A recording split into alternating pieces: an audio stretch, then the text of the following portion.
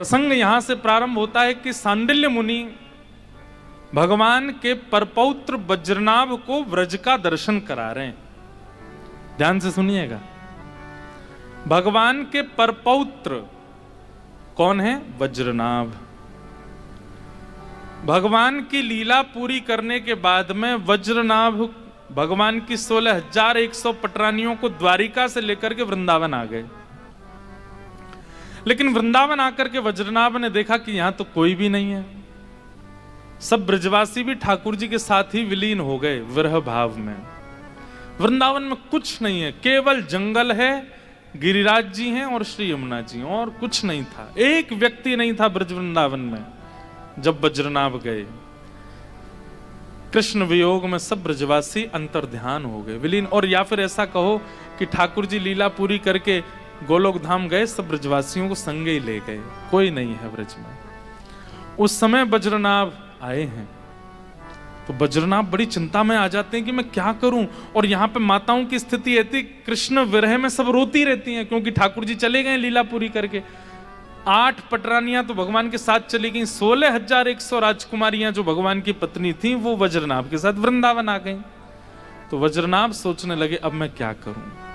तब वज्रनाभ ने सबसे पहले इंद्रप्रस्थ में पांडवों के वंशधर परीक्षित को पत्र लिखा कि हे परीक्षित जी, मैं भगवान का वंशधर हूं, कृष्ण का वंशधर हूं, मैं व्रज में हूं, आपकी प्रतीक्षा कर रहा हूं, जल्दी आइए।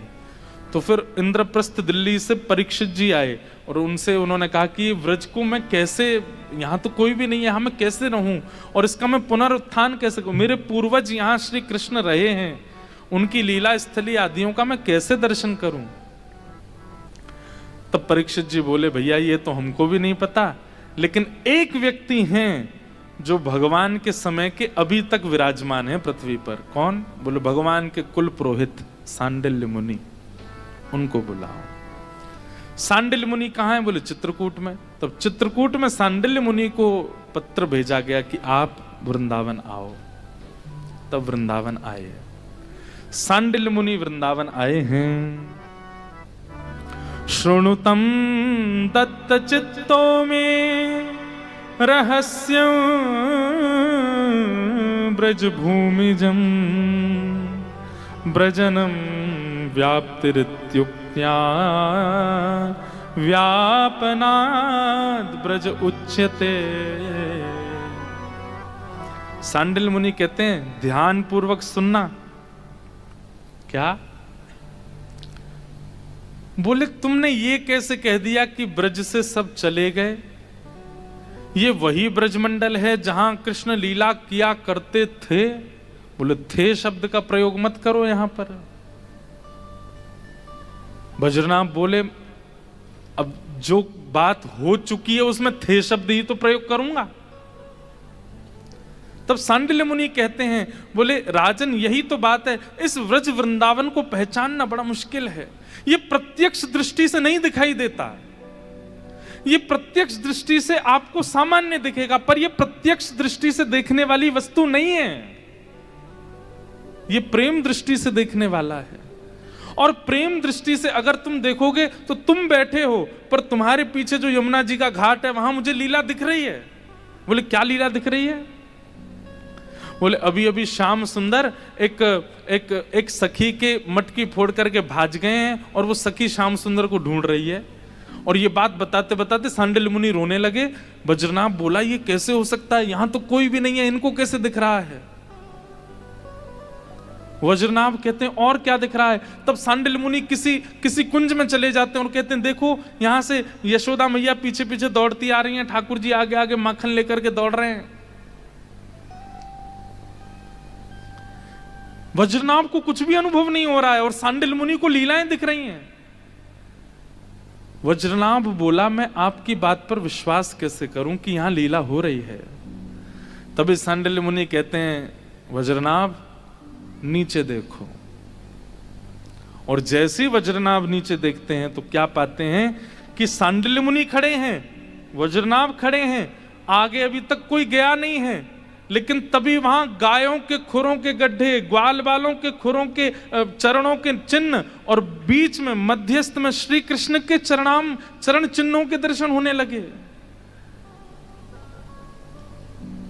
तम गोरजच्छुरित कुंतल बद्ध बरह वन्य प्रसून रुचिरे क्षण चारुहासम। ये देख करके वज्रनाभ भगवान का वंशज घबरा गया, बोले कि ये मुझे अनुभव क्यों नहीं हो रहा है, ये मुझे दिख क्यों नहीं रहे हैं, ये पद चिन्ह यहां कैसे आ गए, यहां तो कोई भी जीव नहीं है, यहां तो कोई भी व्यक्ति नहीं है। तब सांडिल्य मुनि कहते हैं, इस व्रज को प्रत्यक्ष दृष्टि से नहीं देखा जा सकता, इसके लिए तो प्रेम दृष्टि चाहिए। और वो प्रेम दृष्टि मेरे अंदर कैसे प्रकट होगी? सांडिल्य मुनि कह रहे हैं, आत्मा रामश्चात् कामः प्रेमातैरनुभूयते आत्मा तु राधिका तस्य तय्येव रमणादसौ। बोले भैया, आत्मा तु राधिका तस्य, श्री कृष्ण की आत्मा राधिका है और श्री किशोरी जी की आत्मा श्री कृष्ण है, और इन दोनों का ही एक भूत रूप ये पूरा ब्रजमंडल है। सबसे पहले तो तुम्हें अपने चित्त से ये बात निकालनी पड़ेगी कि यहां लीला हुई थी, नहीं हो रही है अभी भी। भगवान की दो प्रकार की लीला होती हैं, थोड़ी देर सुनो फिर हम विश्राम देते हैं। कौन कौन सी? एक प्रकट लीला और एक अप्रकट लीला। प्रकट लीला कौन सी थी? जो तुम अभी देख करके आए हो, जो द्वारिका में विश्राम हो चुकी है। भगवान श्री कृष्ण ने 150 वर्ष पहले मथुरा में जन्म लिया, वृंदावन में आकर के लीलाएं प्रारंभ की, मथुरा जाके कंस को मार दिया, फिर उसके बाद द्वारिका बसाई, महाभारत युद्ध करा करके लीला करके चले गए और तुमको व्रज वृंदावन भेज दिया। ये प्रकट लीला थी। पर अप्रकट लीला वो कब से चल रही है कोई नहीं जानता, वो निरंतर चल रही है, वो हमेशा चल रही है और हमेशा होती रहती है।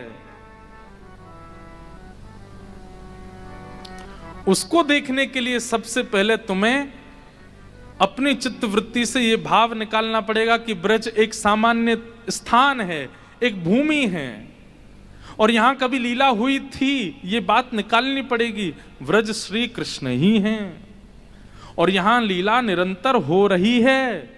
उसको देखने के लिए मुझे क्या साधन करना है वो तुम पूछो। परिक्रमा करो, यमुना जल स्नान करो, नाम जप करो, साधन करो, सेवा करो, रसिक जनों का संग करो, गुणगान करो, कथाएं सुनो, उनसे वह प्रेम दृष्टि जागृत होगी और अप्रकट वृंदावन की लीलाएं तुम्हें दिखने लगेंगी।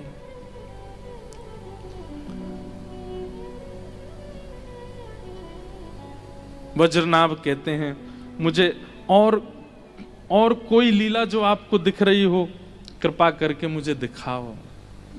और तब एक सूरदास जी का एक सुंदर भाव है भगवान की अप्रकट लीला का, जो कि ऐसा भाव करते हैं कि सांडिल्य मुनि दर्शन कर रहे हैं भैरवी।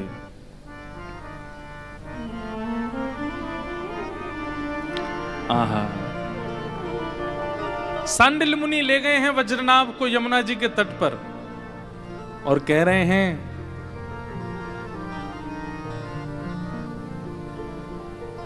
अभी लीला क्या चल रही है?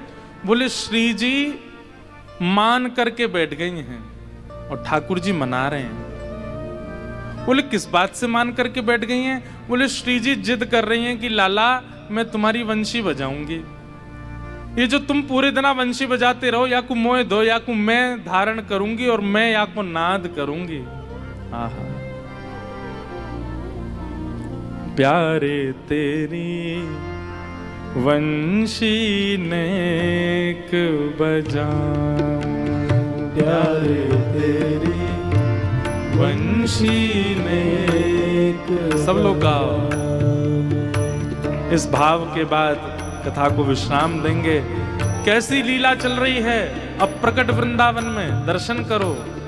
प्यारे तेरी वंशी नेक बजाऊं, प्यारे तेरी वंशी नेक बजाऊं। जोई जोई तान भरो मुरली में, जोई जोई तान भरो मुरली में। सोई सोई गाए सुनाऊं, सोई सोई गाए सुनाऊं। प्यारे तेरी मुरली नेक बजाऊं, प्यारे तेरी मुरली नेक बजाऊं। आप सब ये बीच में कोई कोई ऐसे पद आएंगे जहां मैं ये निवेदन करूंगा, सब नेत्र बंद कर लेना और नेत्र बंद करके विचार करो कि कल कल बहती श्याम वर्णा श्री यमुना जी बह रही हैं। सुंदर कदम्ब के घने वृक्ष हैं और उन घने वृक्षों के बीच में कुछ शिलाएं रखी हैं गिरिराज जी की। उनमें से एक सुंदर शिला है जिसकी आकृति एक आसन के जैसी है कि उस पर कोई बैठ सकता है, और वहां किशोरी जी बैठी और ठाकुर जी से निवेदन कर रही है कि मुझको अपनी वंशी दे दो, मैं नेक बजाऊंगी यार। और जो जो शब्द आते जा रहे हैं बस उनका चिंतन करते रहिएगा, यहीं से मानसी का प्रारंभ होता है। प्यारे तेरी वंशी नेक बजाऊं, प्यारे तेरी वंशी नेक बजाऊं। प्यारे तेरी वंशी नेक बजाऊं, प्यारे तेरी वंशी नेक और बजाऊं। किशोरी जी क्या कह रही हैं ठाकुर जी से? मेरे भूषण तुम सब पहरो, मेरे भूषण तुम सब पहरो। देखो लीला कैसी हो रही है कि ठाकुर जी ने वंशी दे दी और किशोरी जी वंशी बजाती जा रही हैं, और थोड़ी देर वंशी बजावे के बाद अब कह रही हैं ऐसे आनंद ना आ रहा हो। ठाकुर जी बोले कैसे आवे को आनंद? बोले मैं ये लहंगा पहन के चुनरी पहन के वंशी बजाती अच्छी ना लग रही, मैं भी पीताम्बरी तुम्हारी पहन लूंगी तब। ठाकुर जी बोले तो मैं क्या पहनूंगा? बोले मैं तुम्हारी पीताम्बरी पहनूंगी, तुम मेरे लहंगा पहन लो। आहा, मैं तुम्हारी मेरे भूषण तुम सब पहरो, मेरे भूषण तुम सब पहरो। मैं तुम्हरो सब पाऊं, मैं तुम्हारो सब पाऊं। हे मेरी बिंदिया तुम ही धारो, मेरी बिंदिया तुम ही धारो। मैं सिर मुकुट धराऊं, मैं सिर मुकुट धराऊं। प्यारे तेरी वंशी नेक बजाऊं, प्यारे तेरी वंशी नेक बजाऊं। ओ प्यारे तेरी वंशी नेक बजाऊं, प्यारे तेरी वंशी नेक। श्री राधा रमण लाल की जय। प्रिया जी ठाकुर जी से वंशी मांग रही हैं और वंशी बजावे के बाद फिर निवेदन कर रही हैं कि आप अपने आभूषण और वस्त्र मोको दे दो, मैं इनको धारण करूंगी और आप मेरे वस्त्र भूषण धारण कर लो। मेरी बिंदी आप अपने माथे पर लगाओ और अपना मुकुट उतार के मोह दे दो, मैं अपने सिर पर धारण करूंगी। आहा।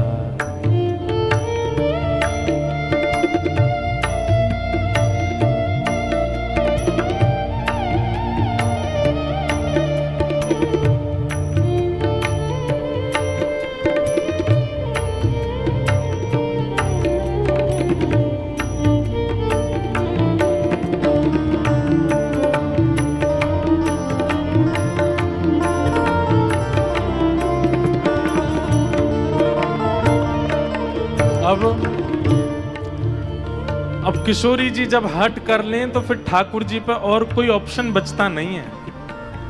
ठाकुर जी गए, अपनी पीतांबरी उतार करके दिया, लो पहन लो। श्री जी ने ठाकुर जी की पीतांबर पहन ली, नीचे धोती पहन ली और अपने सब वस्त्र उतार के ठाकुर जी को दे दिए, लो तुम पहन लो। ठाकुर जी सुंदर लहंगा पहन के, चुनरी ओढ़ करके, बिंदी पहन के, और यहाँ किशोरी जी मुकुट पहन के, पीतांबरी पहन करके वंशी बजाती घूम रही हैं। आहा। थोड़ी देर बाद किशोरी जी के मन में एक और बात आई। ठाकुर जी बोले अब कहा करना है? बोले मेरी बात सुनो। बोले क्या? तुम दधी बेचन जाओ वृंदावन, तुम दधी बेचन जाओ वृंदावन, तुम दधी बेचन जाओ वृंदावन, तुम दधी बेचन जाओ वृंदावन। एक मटकी रख दी ठाकुर जी के सिर पे और बोले अब तुम दही बेच के जाओ। अरे मैं दही बेच के जाऊंगा? बोले हाँ।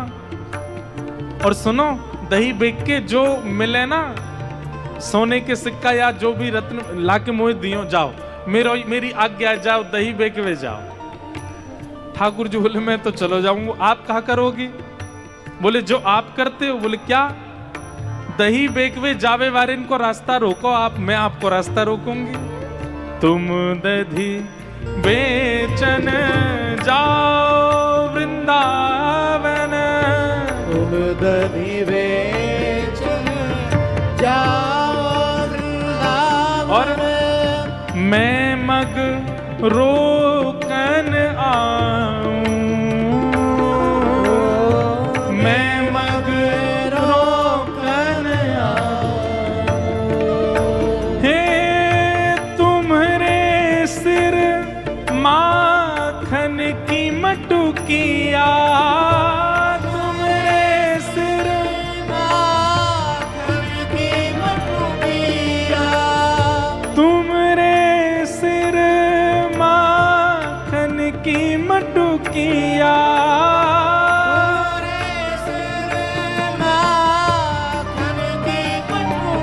और मैं मिल ग्वाल लुटाऊं, मैं मिल ग्वाल लुटाऊं। हे श्याम सुंदर, तुम जब माखन बेचवे जाओगे, रास्ता में मैं तुम्हारा रूप धारण करके आऊंगी, तुम ते माखन छीन के सब ग्वालन में लुटा दूंगी, तुम मांगते रहोगे, कुछ ना मिलेगा। ठाकुर जी बोले ये सब काहे को करना? श्री जी बोले मेरो मन मुझको करना है। और फिर पता कहा होगा श्याम सुंदर? बोले कहा, फिर तुम खाली हाथ जब वापस आओगे निकुंज में और मैं कहूंगी दही बेच के आए हो, कितनों मिलो मुझको दो, और फिर तुम जब खाली जेब दोगे मैं और ज्यादा मान करके बैठूंगी फिर तुमसे। ठाकुर जी बोले वाह, चट्ट भी मेरी पट्टी भी मेरी, हर जगह ते मान तुम्हें ही करना है, हर जगह ते सुख तुम्हें ही लेना है। ऐसे श्री जी करती है। आहा।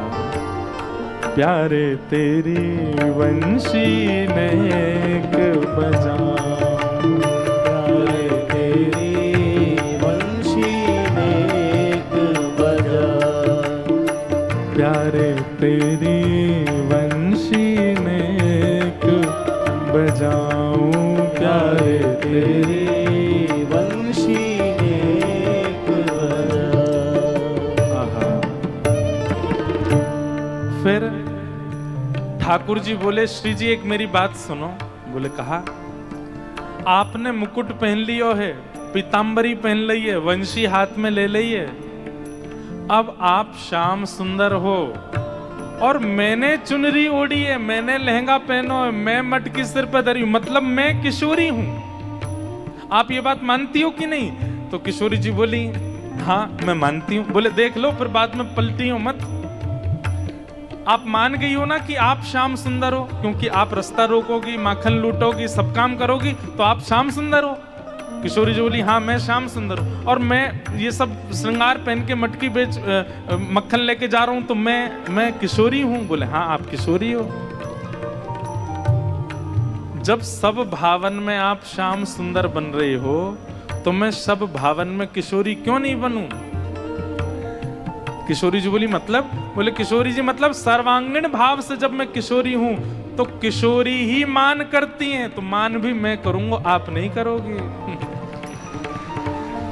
मैं मान करूंगा, आप क्यों करोगी? इतने में किशोरी जी मुकुट उतारने लगे। नहीं नहीं नहीं, अब नहीं उतरेगा, पहन के रखो इसको। अब पीतांबरी पहन के रखो, मुकुट पहन के रखो, सब चीज धारण करके रखो, अब मैं मान करके बैठूंगा। किशोरी जी करी मुँह तो गलती है गई, मुँह दे दो वापस, मैं नहीं मना पाऊंगी आपको। ठाकुर जी कैसे नहीं मनाओगी? मनाना तो पड़ेगा। जब सर्वांगीण भाव से आप किशोरी, मैं किशोरी, आप ठाकुर जी, तो फिर नहीं ये भी तो पता चले कि आपको मनावे में कितने पसीना निकले। मैं मान करके बैठ।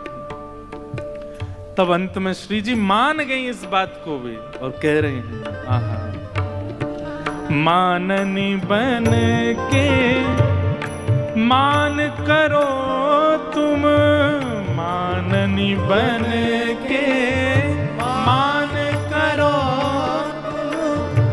माननी बन के मान करो तुम, माननी बन के मान करो तुम। ठाकुर जी बैठ गए, और जैसे किशोरी जी मुंह फेर के मान करके बैठ जाती हैं, ऐसे ही ठाकुर जी मान करके बैठ गए, और मन में ये विचार करके बैठे कि आज मैं मानूंगा ही नहीं, आज मैं इनती रीझूंगा ही नहीं, ये चाहे जो कर ले, मैं अपना मान नहीं छोड़ूंगा आज। किशोरी जी बोली ऐसा कहा करूं कि ज्यादा प्रयास ही ना करना पड़े, एक बार में ये रीझ जाएं। तो किशोरी जी क्या कर रही हैं? वो कर रही हैं जो ठाकुर जी सह ही नहीं सकते। क्या? आहा मानन बन के मान करो तुम, मानन बन के मान करो तुम, मैं तब चरण दबाऊं, मैं तब चरण दबाऊं। हे शूरदास तुम बनो राधिका, सूरदास तुम बनो राधिका, सूर श्याम तुम बनो राधिका, श्याम तुम बनो राधिका। मैं नंद लाल कहाँ हूँ, मैं नंद लाल कहाँ हूँ। किशोरी जी के रूप में ठाकुर जी मान करके जैसे ही बैठे, तो किशोरी जी ना तो नृत्य कर रही है ना कुछ बना के, सीधे चरण पकड़े हैं और चरण दबा के अरे श्यामाजू मान जाओ।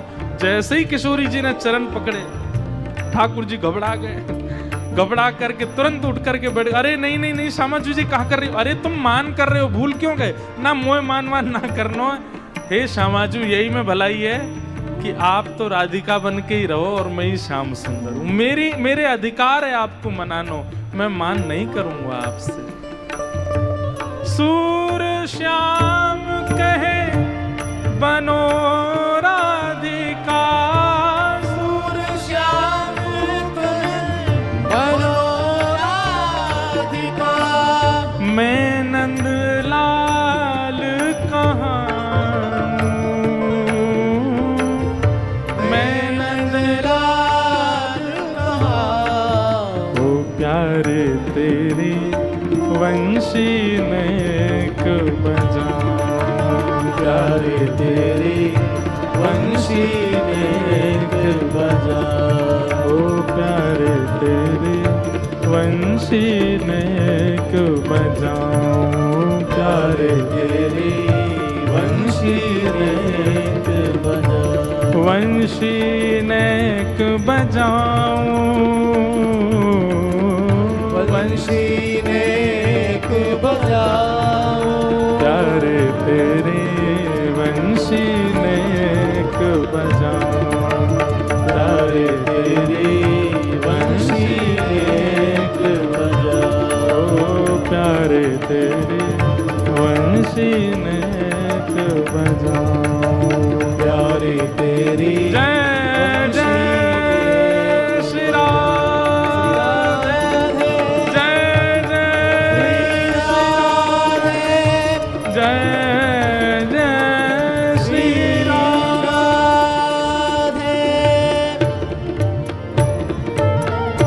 बोल वृंदावन बिहारी लाल की, श्री राधा रमण लाल की, श्री राधा वल्लभ लाल की जय। सूर